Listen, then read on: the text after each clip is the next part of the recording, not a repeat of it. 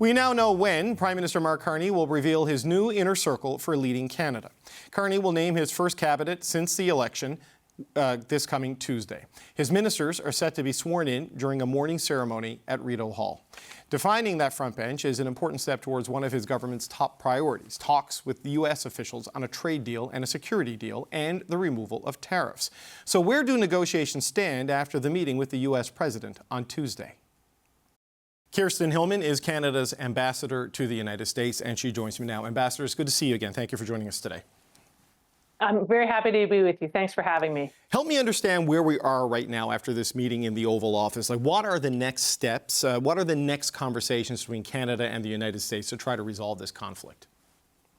Yeah, so I think what we have here is after the meeting, which people will have seen was, very productive between our two leaders. We were given the task by the two leaders to come up with a deal, or they want to come up with a deal, and therefore there are some of us who will be working to prepare that for them. The process, the specifics of the process around that have yet to be fully landed, but Howard Lutnick was in touch with Dominic LeBlanc after the meeting in the Oval. I've been in touch with Jameson Greer, who is the U.S. trade representative. We're having conversations around that. There's nothing concrete to report at this point, but we'll be sure, to let you know when we have more to say. Well, to come up with a deal, just help me understand the framework of what we're talking about here. Are these bilateral conversations on the tariff issues that are on the table right now? Is this the start of a formal early renegotiation of the whole continental trade agreement? Like, I know we're at the start of something, but it is still kind of unclear to me what exactly that something is. So what clarity can you give us there? So the U.S. is interested in having a bilateral conversation with Canada. They're having a bilateral conversation with Mexico and many other countries, as you know. That's where we're going to start, without prejudice, obviously, at all to the CUSMA, the new NAFTA that was negotiated under President Trump in his last term. But that deal is up for review in 2026. And so I think that the first step is for us to build on the meeting that we had here in Washington and look at the issues that were discussed there. Obviously, Canada is looking to deal with the tariffs. We're looking to find stability in our trading relationship with the United States. And we are looking to foster an economic component that is good for Canada. But many other things were discussed. We discussed, obviously, our border security. We discussed how we are working together internationally. We discussed the Arctic and some of the investments Canada is making there. The U.S. talked about some of its objectives with respect to U.S. security. So there were all sorts of things that were part of the conversation, and that's a bit of the scoping that we're working on now. Okay, so it seems to me, if I'm reading this right, it's mostly on the trade front, the issues that have arisen since Donald Trump has been president and the series of tariffs that have come in since the 20th of January when he was inaugurated. It is maybe lays the groundwork for bigger conversations when you get to the CUSMA stuff in 2026, but it's mostly about the fentanyl tariffs, the auto tariffs, steel and aluminum tariffs. Am I understanding correctly that on the economic front, that's the scope? Well, that's certainly, Canada's goal is to get a deal that gets us to a better place with respect to these tariffs that are not good for Canada. Obviously, they're not good for the United States, and right. I hear that from Americans pretty much every day here in Washington. But it's also to put our trading relationship in a broader context, and I think that with the president, that's an important thing to do. It's important to have him, and his team have a conversation with him about, for example, our energy relationship, our minerals relationship, our security relationship, and how all of these things, economic security and national security, economic security and energy security, these are all intertwined. And so the goal is to really put our trading relationship in the context of our overall relationship and in order to sort of make the case for an open, integrated and strong relationship with Canada. So building on the comment, and I'm gonna try to quote him directly, but I'm pretty sure I'm accurate on the paraphrase, that when the Prime Minister said to the President, the strength is in the partnership, right? When he talked about that point, it's reinforcing that message that, hitting specific sectors on specific grievances undermines the overall strength of the partnership, and reminding the president and his team of what you can do together by normalizing things back from where they are now. Exactly. We're the biggest customer of the United States, right? We're their biggest energy supplier. Right. We share a 9,000-kilometer border with them. We are deeply committed to, taking a lot of important action in the Arctic that is going to help protect America and the American homeland. These things can't be pulled apart. This is part of our overall relationship, and making sure that we have a strong, resilient economy, making sure that some of these critical sectors remain strong and resilient in Canada is important for economic security in the United States. So that's the way in which the Prime Minister is framing it. And I think that, he really did open a conversation that is broader than simply transactional on this product or that. Right. So when the Prime Minister said, Ambassador, that it was a conversation about economic partnership, but also security, are you talking about energy security, the supply of minerals that their military needs, for example, and they need for their transition? Or are we talking about the border? Are we talking about NATO spending? I mean, how broad are we talking about with the security component of what is going to be discussed over the next couple of months? I mean, a little bit of that remains to be seen, to be honest. But in terms of our discussions and mine with the United States administration, and also, the broad conversation with the delegation last week, it's around all of the ways in which we work together, and all of the topics that you mentioned, from energy security to minerals to border security to, our police that work together every day. All of that is part of the overall relationship.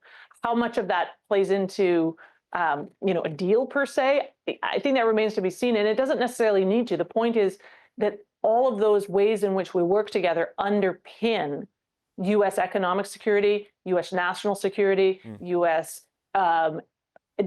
Energy security, and making sure that is sort of well appreciated, I think is important. And I really do believe that we have made a lot of progress there. So in terms of the instructions to go get a deal, which came from both of the principals in that meeting, we saw an executive statement or a term sheet between the United Kingdom and the United States this week that's sort of being called a trade deal, but it's not comprehensive. There's still a floor of 10% tariffs. Is it your expectation that a deal has a floor of 10% tariffs, because the president has kind of said that's the lowest it can go? Or is it understood that we could get back to the 0% tariff that exists under CUSMA or USMCA, by the end of this process?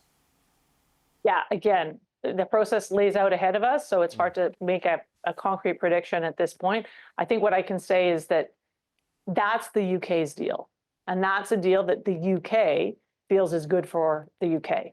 And the United States feels is good for the United States. We have a very different relationship with the Americans than the UK.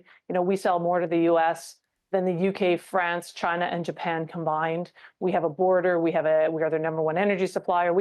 We have a continent that we secure together. We have a very different relationship. And so we will strike a deal that's the right deal for Canada, and it will have its own terms that make sense for us. Right. Well, and we also have a free trade deal signed with this president, which also, is a different kind of framework than what the United Kingdom is dealing with. But I guess in terms of on the process here, as I understand it from what Dominic LeBlanc has said in some other interviews, nothing can really start for a week to 10 days because I think Jameson Greer and Secretary Lutnick, they have some international travel.